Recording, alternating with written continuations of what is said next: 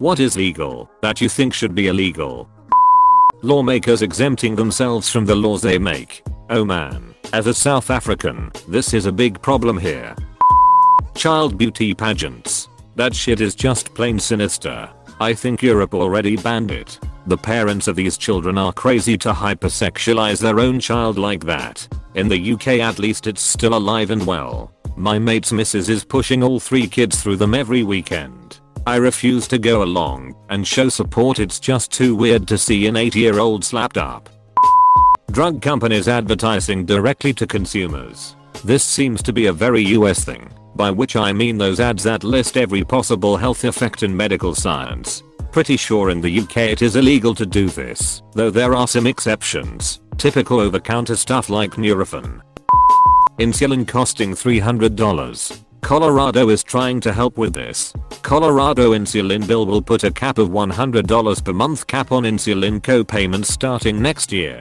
Not perfect, but it's going to help a lot of people. Could we cap all medications at $100? Unless they can prove there's a good reason to charge more.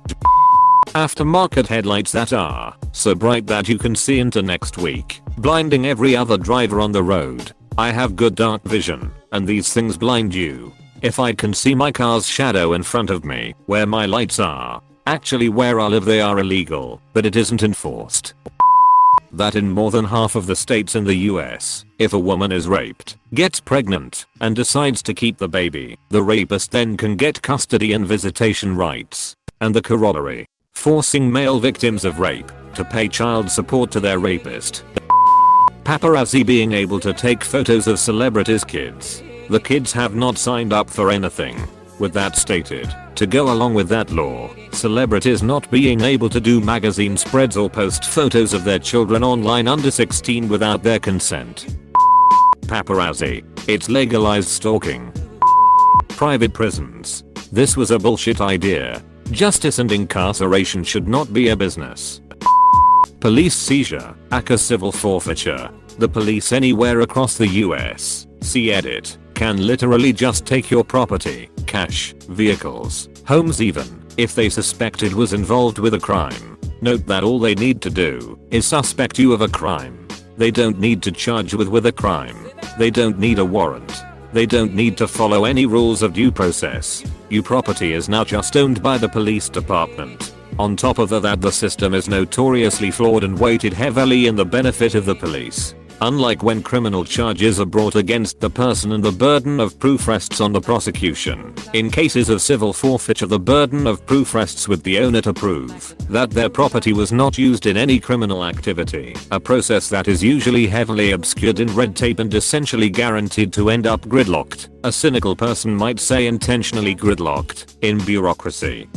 Unless you have substantial funds to hire a legal team or you have political clout. Again, note that the important factor here is that law enforcement does not need to prosecute, charge you with a crime, or even obtain a warrant in order to seize your property. It would make sense and even be reasonable to seize property after it was proven in a court of law that the property was involved in a crime, but that's not how the system works, and that's what makes it ripe for abuse. Saved up all your money to buy a nice car and have the police find an 1/8 ounce of weed in your car? That car's now going be for all intents and purposes the property of some police captain, run a mostly cash small business, and get pulled over while driving to the bank to make a deposit? All that cash is now funding the militarization of your local police department, since there's no way an innocent person could possibly be carrying around that much cash unless they were a criminal. Your son sold a small amount of weed to a friend at your house. Your house now belongs to the police department, especially if you happen to have a nice house in a highly desirable neighborhood. Those examples may sound ridiculous, but they are actual cases of police seizure that have happened in the US. Edit. Correction.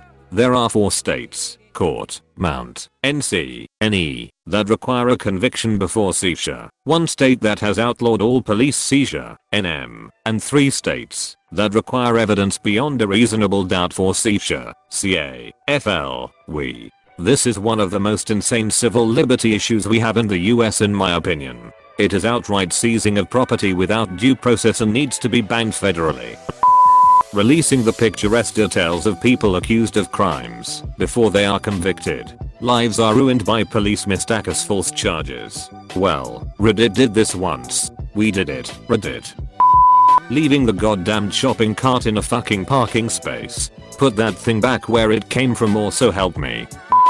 Sirens, horns or other traffic sounds being in songs or commercials on the radio.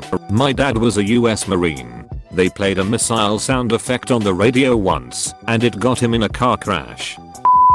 Thanks for watching. If you liked my video, go ahead and check out my other content, and also don't forget to like and subscribe for new videos. If you loved the video, leave a comment.